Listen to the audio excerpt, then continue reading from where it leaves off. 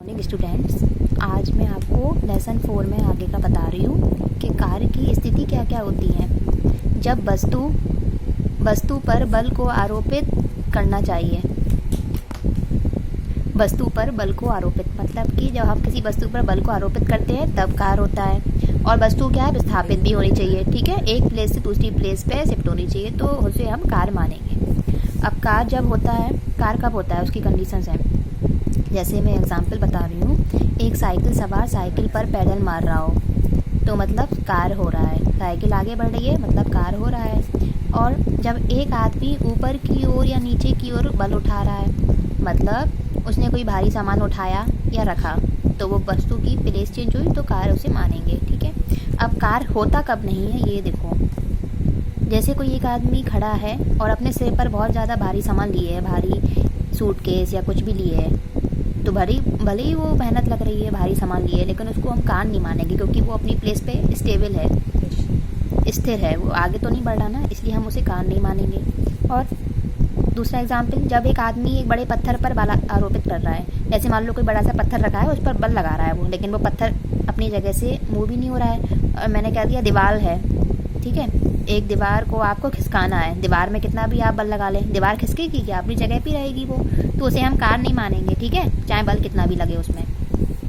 अब एक निश्चित बल के द्वारा किया गया कार्य क्या होगा। अब मैं आपको बता रही हूँ कार्य की एक्चुअल डेफिनेशन। ठीक है, तो क्या होता है, किसी गतिमान वस्तु में किया गया कार्य बल की दिशा में किसी वस्तु के बल तथा विस्थापन के गुणनफल के बराबर होता है। ओके, मतलब कार्य की डेफिनेशन क्या होगी, किसी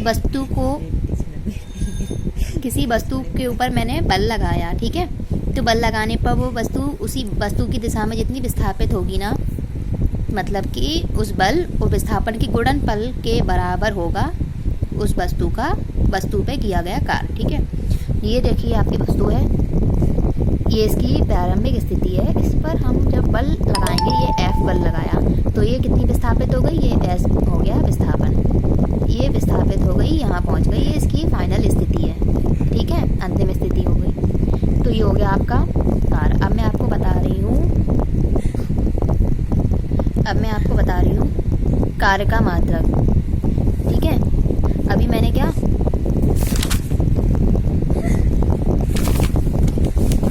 यहाँ पर ये मैंने लिखा नहीं है, आप ये लिख लेना यहाँ पर, ये हो गया W बराबर F इंटू S, बल तथा विस्थापन के गुणनफल के बराबर। ठीक है, मतलब कार्य बराबर बल गुणे विस्थापन। ठीक है, और कार्य का मात्रक देखो क्या होता है, कार्य का मात्रक न्यूटन मीटर होता है या जूल। ठीक है, जब एक न्यूटन का एक बल वस्तु को उसकी ही दिशा में, तो हम किसी वस्तु पर एक न्यूटन का बल लगाएंगे और वो वस्तु उसी वस्तु की दिशा में 1 मीटर की दूरी पर विस्थापित हो जाती है, मूव होती है, तो किया गया कार्य होगा 1 जूल। तो मतलब 1 जूल बराबर 1 न्यूटन गुणे 1 मीटर, मतलब कि 1 जूल बराबर 1 न्यूटन गुणे 1 मीटर, तो 1 जूल बराबर 1 न्यूटन मीटर, ये हो गया आपका मात्रक। Okay, understood.